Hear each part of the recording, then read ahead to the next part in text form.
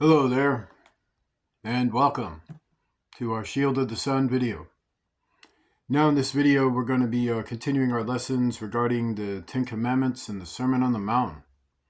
So I would like for you to first join me in Matthew chapter 5, where we left off from that last video, I think we did last week. And in Matthew chapter 5, we're going to go into verse 27. Ye have heard that it was said by them of old time, Thou shalt not commit adultery.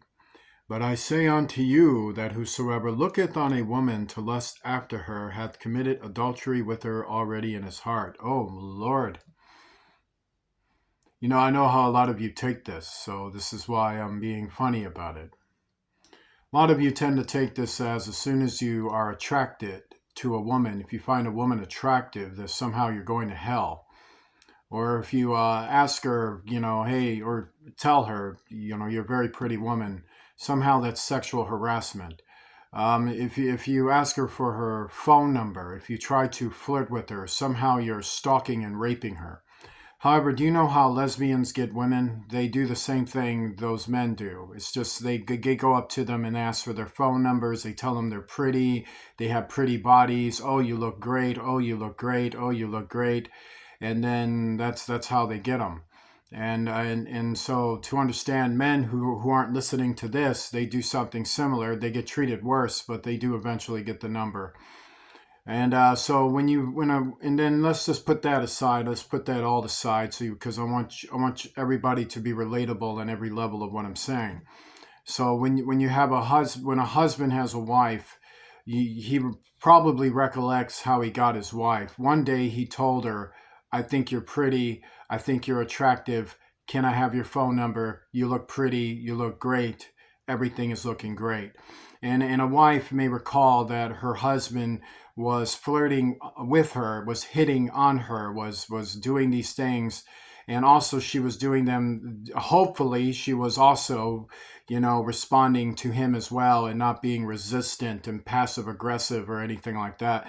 Like when an honest wife is not passive aggressive, she recalls how her husband flirted with her and how the husband flirted and how she flirted with the husband if she was so inclined, and how the husband flirted and the wife flirted and everybody was flirting, and thus this is what happened. And so they remember that. So the husband remembers flirting with the wife prior to marrying her, the wife remembers flirting with the husband prior to marrying him, and everybody remembers flirting with each other. Okay, so you remember that, right? So some people take that as lusting. Do you take that as lusting, or do you take that as natural? So what is it he could be talking about? So one of the things you must understand for the word for adultery is that it's in reference to evils. It's evil betrayal. It's to do things at people's expense. The expense of the heart, the expense of the emotions, the expense of the emotional reaction to things. It's seeing a person's situation in their home and how that's structured and how that relationship hinges on the peace and security that's been provided for the home, and thus it is to home wreck situations is which is adultery. But now let's read further on it. And if thy right eye offend thee, pluck it out and cast it from thee, for it is profitable for thee that one of thy members should perish, and not that thy whole body should be cast into hell. And if we go back into 28, and when we finish the whole thing, this is what we read. But I say unto you that whosoever looketh on a woman to lust after her hath committed adultery with her already in his heart. And if we go into verse 30, and if thy right hand offend thee, cut it off and cast it from thee. For it is profitable for thee that one of thy members should perish, and not that thy whole body should be cast into hell. So some people think, well, that has something to do with watching pornography and looking at women in lust, and I have to toss this away and toss that away, and I got to find those movies and that music, and I got to find those posters and those magazines and everything else, and then if I see it in the store, I got to throw it away. Well, if you want to listen to ultra-religious hypocrites, or if you want to listen to Satanists, only a Satanist would tell you this. So if an ultra-religious hypocrite is telling you this, they're making regurgitating talking points from Satanists. They may not know it, or they do know it. Either way, it's from Satanism. Satanism teaches you extreme ways of doing mortifying things to yourself in order to cut away what you feel are sins and feelings and whatever it could be you think is weakness. And actually, this isn't what he's talking about. Though it's true that you don't want to be sitting there and looking at all kinds of women and all their nakedness when you're not, prescribed to, when you are prescribed to someone, or even if you're not prescribed to somebody, you want to do it right, is basically it. But to understand, he's really not talking about that. Anything that you're really thinking regarding throw this away, throw that away, or don't look, he's not talking about that. He's not talking about anything like that. Nothing like that. So wherever those ideas come from, those ideas actually come from, well, it comes from weakness. It comes from the inability to communicate. It comes from immaturity. And it comes from a molesting mindset for which either a person has been molested and thus they've been taught a bunch of quasi things to deal with it, or they are molesters and they're trying to reduce your mind to make you complacent and unhealthy in sexuality. And when you're unhealthy in sexuality, that's replaced with unnatural desires, which then leads to bad things, or bad things done to you, or bad things you might end up doing. And thus you don't want to take bad examples, do you? So what it could be talking about, well, let's read it all. It hath been said, whosoever shall put away his wife, let him give her a writing of divorcement. Oh, it's going back to that home wrecking thing. This is the cultivation study. But I say unto you that whosoever shall put away his wife, saving for the cause of fornication. So what is that? Well, that is the deed for which produces the action that comes from adultery. It's to take something sexual and use it for an evil purpose. For instance, wife cheats on her husband at his expense. That's the fornication. The sex becomes fornication and the evil becomes adultery. Or her husband does it to the wife. That's the same deal. A couple who are supposed to be together decide to sleep with other people, then the fornication is the action for which it produces the adultery. So therefore, it's to say unnatural sex or unnatural sexuality is what fornication is. And the unnaturalness is to say I'm using sex to specifically hurt somebody, that I'm trying to hurt somebody. I'm not trying to connect. I'm not trying to get closer. I'm not trying to show I will share everything, including my body, with the one I love. No, instead it's, do you love her? Yes, I do. Do you really love her? Yes, I do. I can't wait to get her in the sack and show her a good time. What? I'm going to get her in the sack and show her a good time. You're going to do what? You know what I just pronounced to that person? I'm going to fornicate with his wife and commit adultery. Now let's say if that's not somebody's husband, and I'm like, maybe I'm talking to a brother, man, I can't wait to have a date with her and really show her a great time. I'm going to show her how much I love her. Nah, no kidding. Now that's not fornication or adultery. That's somebody trying to connect. Now we're going to read, but this is going to be verified further, so let's read further. And whosoever shall marry her that is divorced committeth adultery. So that's to say, whoever steals your spouse just committed adultery, meaning they committed great evils against you using sex or whatever, and also the manipulation that applies with it.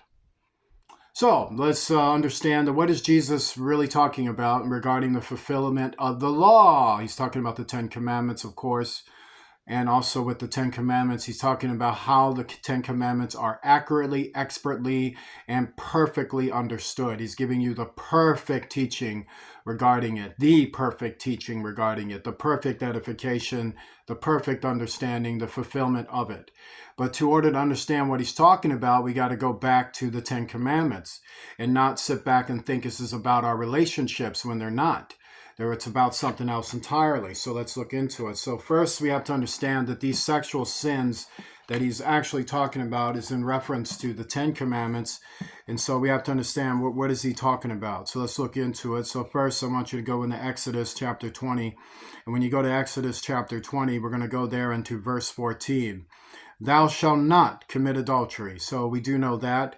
So let's get a little details about the aspects of adultery. This is presented to us in verse 17. Thou shalt not covet thy neighbor's house. So and then we read back and we go back to it. Ye have heard that it was said by them of old time, thou shalt not commit adultery. And then there's expansion to that. But I say unto you that whosoever looketh on a woman to lust after her, hath committed adultery with her already in his heart. And then in Exodus chapter 20, verse 17, thou shalt not covet thy neighbor's house, thou shalt not covet thy neighbor's wife. So what is Jesus talking about? It's pretty clear, ain't it? You're getting it, aren't you? Thou shalt not covet thy neighbor's house. Thou shalt not covet thy neighbor's wife, nor his manservant, nor his maidservant. You know what a maidservant is? Well, that was somebody that, let's say if your wife's pregnancy situation ain't working, maidservant. Oh, did you know that was allowed? What's a manservant? Well, that's to say another man in the house. He could be someone in lonely position, lonely thing like that. But he works within the house to help the family and not help himself to anyone's wife. He's just a servant of the man of the house who's trusted. Thus he probably has somebody for him. And a maidservant is somebody trusted between the wife and the husband with other matters, which are none of your business. How do I know? Because that's what the commandment is telling you. It's none of your business. You're not to covet anything that belongs to your neighbor. Thou shalt not covet thy neighbor's house. Thou shalt not covet thy neighbor's wife, nor his manservant, nor his maidservant, nor his ox, nor his ass. That's to say his property, the valuable things that belong to him. That's to say the things that belong on his porch, his or her porch, his or her living room, his or her bedroom, his or her backyard, whatever in the fridge, whatever's on the table, whatever's here, whatever's there, whatever's parked in the parking lot.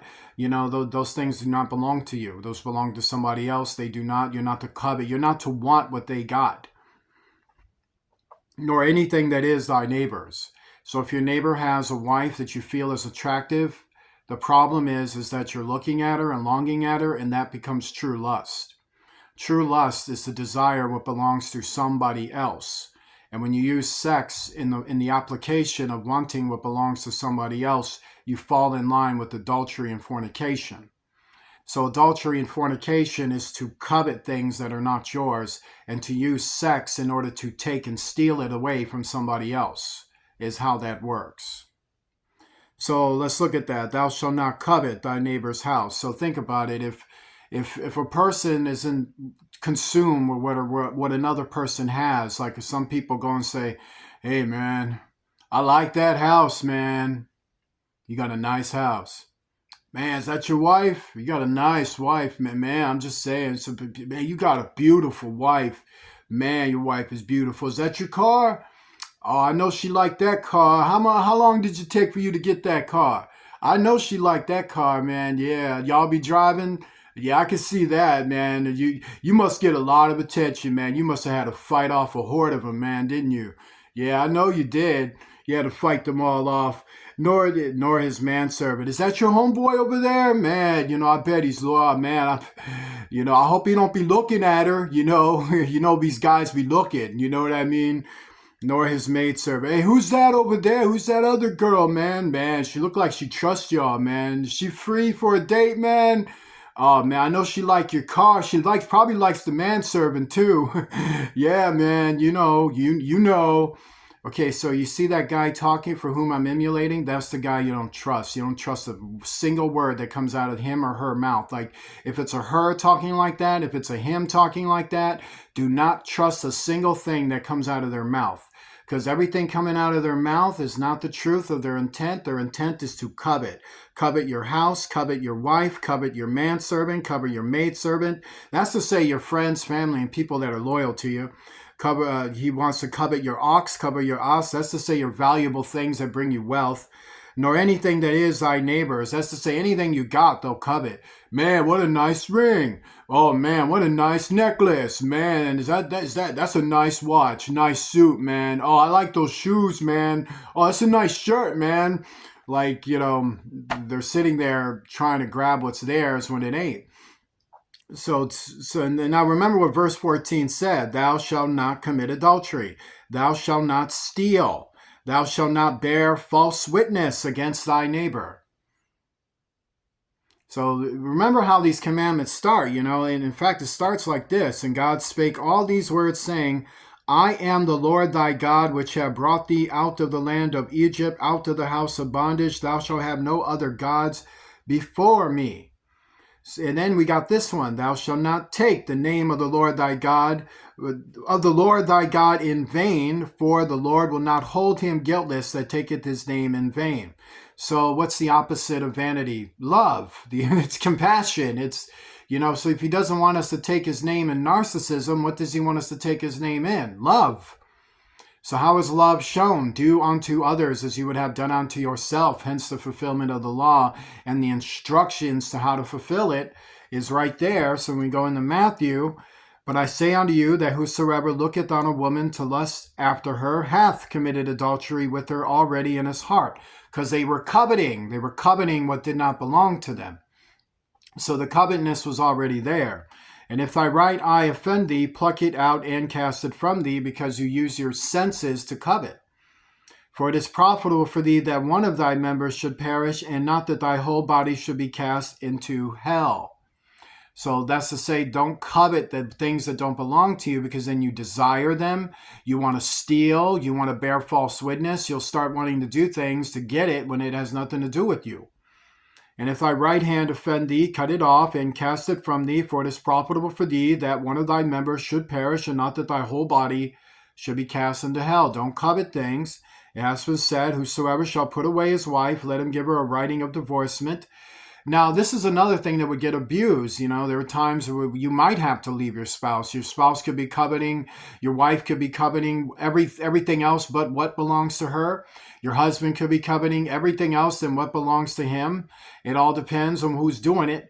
Maybe both of them are doing it. Maybe it's just a wife doing it. Who knows? But to understand it, whosoever shall put away his wife, let him give her a writing of divorcement. But I say unto you that whosoever shall put away his wife, meaning you're not to abuse the law. That's what Jesus is saying. You know what certain laws are. Don't abuse them. You're to understand how they are to be engaged and initialized, and do not abuse the law. So first I'm telling you, don't abuse the law. Let's understand what it means.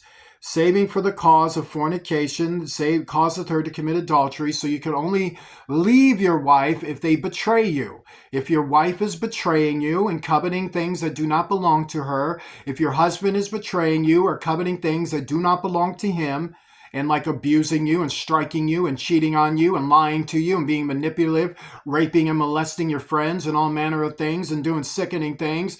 Maybe it's incestual, maybe it's molestation, maybe it's pagan worship, maybe it's Satanism and people are doing orgies and doing people they're not supposed to. Well, you can leave them, like him or her, you can do it. I mean, hey, if you can't handle it, God's saying get out the door, and that's the only reason why. That's the only reason you should ever leave your spouse is due to betrayal. And whosoever shall marry her that is divorced committed adultery. Now, if she ain't done nothing, and if she ain't done no betrayal, then you got no business leaving her, and she got no business leaving you. And this also works in the reverse setting as well. That being stated, join me in a prayer. Lord Jesus Christ, I pray, Lord, to save relationships wherever they may be, and if not, to save the individuals from being buried and destroyed by covetous behavior that has destroyed so many, to deliver us from Satanism and to deliver us from every evil action they have committed against the children of God, and deliver us, Father God, onto better spaces of existence, and that things are restored to us from the robbery and the destructions and the murders that were leveled against us. Forgive those who have sinned against us as we do forgive them, and deliver us all from evil. In Jesus Christ's name, amen. If you'd like to donate to Shield of the Sun, please do so using Cash App, the $ Shield of the Sun, spelled in small case letters closed together. I want to say God bless you to each and every one of you. We'll see you soon.